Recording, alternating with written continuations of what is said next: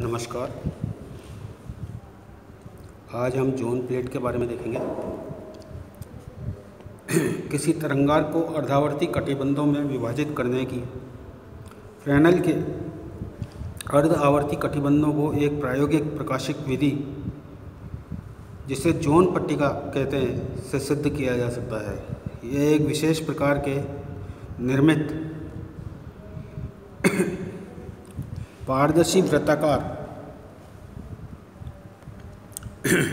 पट्टिका होती है, जिसके सकेंद्री वलयों के रूप में कटिबंधों में विभाजित किया जाता है और एकांतर कटिबंधों को काला कर उनसे प्रकाश अवरुद्ध कर दिया जाता है। वे शेष एकांतर कटिबंध पारदर्शी रखे जाते हैं। पट्टिका में संरक्षित कटिबंध निश्चित प्रेक्षण बिंदु के लिए अर्ध आवर्ती कटिबंधों की भांति व्यवहार करते हैं। फ्रेनेल की विधि के अनुसार उत्तरोत्तर अर्ध आवर्ती कटिबंधों से प्राप्त तरंगें विपरीत कला में होती हैं, अतः एकांतर कटिबंधों के अवरुद्ध होने से विपरीत कला की तरंगें प्रेक्षण बिंदु पर नहीं पहुंचती हैं। इस प्रकार प्रेक्षण बिंदु पर प्राप्त सब तरंगें समान कला में होती हैं और वही अधिकतम तीव्रता का प्रतिबिंब बनता है। रचना। जोन पट्टिका की रचना करने के लिए एक सफ़ेद कागज पर संकेंद्रीय वृत्त इस प्रकार खींचे जाते हैं कि क्रमागत वृत्तों की त्रिज्याएं प्राकृतिक संख्याओं के वर्गमूल के समानुपाती हों। अर्थात यदि प्रथम वृत्त की त्रिज्या r1 = r है, तो क्रमागत वृत्तों की त्रिज्या r2 = r√2, r3 = r√3, r4 = r√4 आदि हों।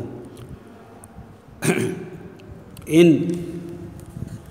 के मध्य क्षेत्रों या वलयाकार प्रभागों को एकांतर रूप से काला कर एक लघुकृत फोटोग्राफ कांच की काली प्लेट पर ले लेते हैं। यह पट्टिका जोन पट्टिका कहलाती है। जोन पट्टिका दो प्रकार की होती है। धन जोन पट्टिका, इसमें 1, 3, 5वें अर्थात विषम वलयाकार प्रभागों को काला पेंट कर कांच की प्लेट पर लघुकृत फोटोग्राफ लेते हैं, जिससे ये विषम कटिबद्ध पारदर्शी होते हैं तथा 2, 4, 6वें अर्थात सम कटिबद्ध अपारदर्शी बन जाते हैं। ये चित्र में दिखाया गया है, ये वाला चित्र है। ऋण जोन प्लेट, इसमें सम अर्थात 2, 4, 6वें वलयाकार प्रभागों को काला कर कांच की प्लेट पर लघुकृत फोटोग्राफ लेते हैं, जिससे सम कटिबद्ध प्रकाश के लिए पारदर्शी तथा विषम अपारदर्शी बन जाते हैं। इस जोन पट्टिका को चित्र में दिखाया गया है, ये वाला, और ये ऋण प्लेट है। सिद्धांत। मान लीजिए एक जोन पट्टिका कागज के तल के लंबवत स्थित है। इसके केंद्र O से बाईं तरफ दूरी a पर लैम्डा तरंगदैर्ध्य का एकवर्णी प्रकाश स्रोत स्थित है तथा दाईं तरफ b दूरी पर एक प्रेक्षण बिंदु P स्थित है। यह पर्दा स्थित है जिस पर प्रेक्षण बिंदु P है। यदि Mn पट्टिका पर nवें कटिबद्ध की बाह्य सीमा पर स्थित बिंदु है, तो जोन पट्टिका की रचना के अनुसार OMn = r√n हो जाएगा, जहाँ r पट्टिका पर प्रथम वृत्त की त्रिज्या है। और ये चित्र दिखाया गया है इसमें। OMn ये r√n हो जाएगा। ये दूरी a है और ये दूरी b है, प्रेक्षण बिंदु की दूरी b है। तो SMn का मान अगर अपन निकालें, SMn, तो SMn = SO² + OMn² और A² + R² n⁻½ और A + R² n/2a। इसी प्रकार से अगर अपन MnP निकालें, MnP, तो ये हो जाएगा MnO² + OP²। Again it is B² + R² n⁻½ और MnP का मान हो जाएगा B + Rn² n/2b। Binomial theorem से, यदि R N is very very lesser than A और बी हो। इस प्रकार से S M N plus M N P दोनों का जोड़ A plus B plus half R square N 1/a plus 1/b के बराबर हो जाएगा। यदि अब अपन m-1 पट्टिका लेते हैं, n-1 में कटिबंध की बाह्य सीमा पर स्थित बिंदु है, तो S m-1 plus m-1 into P is equal to A plus B plus R square upon 2 into n-1 1/a plus 1/b। अब अगर इन दोनों इक्वेशन को अपन घटा दें तो मेरे पास में S M N plus M N P minus S M N -1 plus M N -1 P is equal to half R square into 1/a plus 1/b आ जाता है।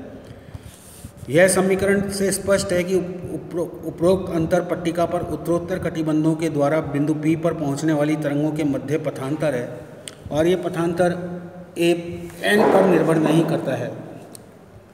अब यदि B व A दोनों को इस प्रकार समंजित किया जाए कि उपरोक्त पथांतर λ/2 के तुल्य हो जाए, तो स्रोत S व प्रेक्षण बिंदु P की इन स्थितियों के लिए पट्टिका पर बने कटिबद्ध अर्ध आवर्ती कटिबद्ध बन जाते हैं, अर्थात 1/2 R square into 1/a plus 1/b is equal to λ/2 और 1/a plus 1/b is equal to 1/r square upon lambda. यदि प्रथम द्वितीय तृतीय nवें पट्टिका के कटिबद्धों से गुजरने वाली तरंगिकाओं को P पर आयाम EO1, EO2, EO3 हो, तो प्रेक्षण बिंदु P पर आयाम EO is equal to EO1 plus EO3 plus EO5 होंगे, क्योंकि सम क्रमांक वाले जोन पट्टिका कटिबद्धों से प्रकाश अवरुद्ध किया गया है।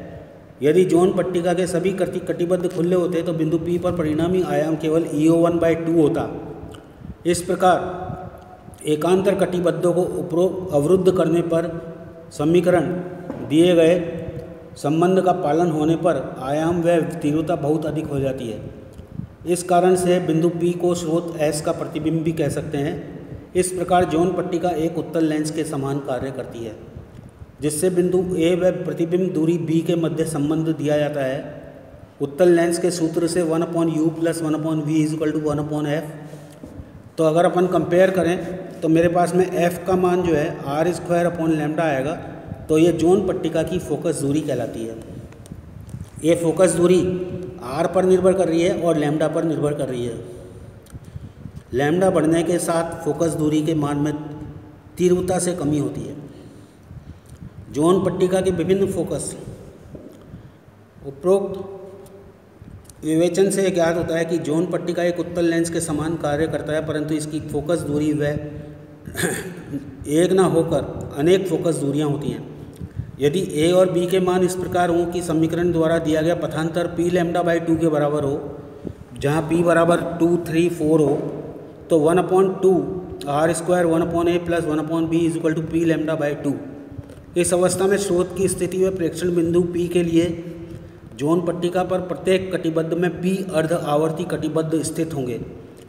उदाहरण के लिए P इज इक्वल टू 2 होने पर जोन पट्टिका के प्रथम कटिबद्ध में जो पारदर्शी है 2 अर्ध आवर्ती कटिबद्ध होंगे, द्वितीय कटिबद्ध जो अपारदर्शी है उसमें तीसरे व चौथे 2 कटिबद्ध होंगे इत्यादि।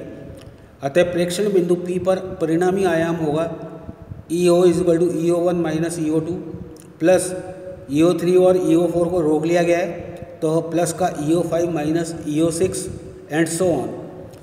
It is approximately equal to 0, क्योंकि EO1 is equal to approximately equal to EO2 and EO3 is approximately equal to EO4।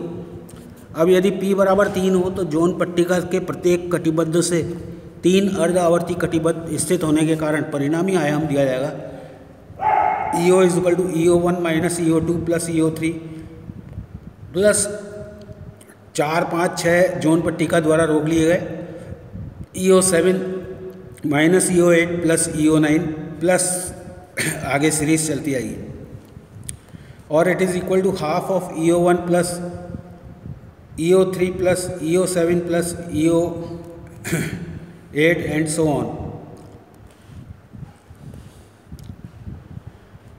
EO1 plus EO3/2 बराबर EO2।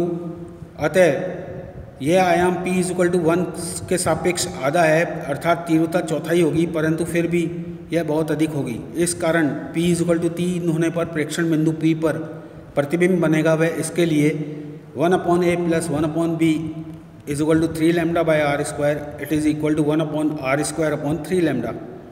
या जोन पट्टिका r²/3 λ फोकस दूरी के लेंस की भांति कार्य करेगी। यह फोकस दूरी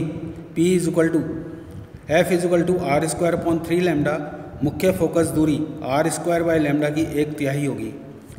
इसी प्रकार P 5, 7 विषम संख्या होने पर अनेक फोकस दूरियां प्राप्त होंगी। मुख्य फोकस दूरी F होने पर जोन पट्टिका की फोकस दूरियां होंगी 3, 5, 7 इत्यादि के लिए।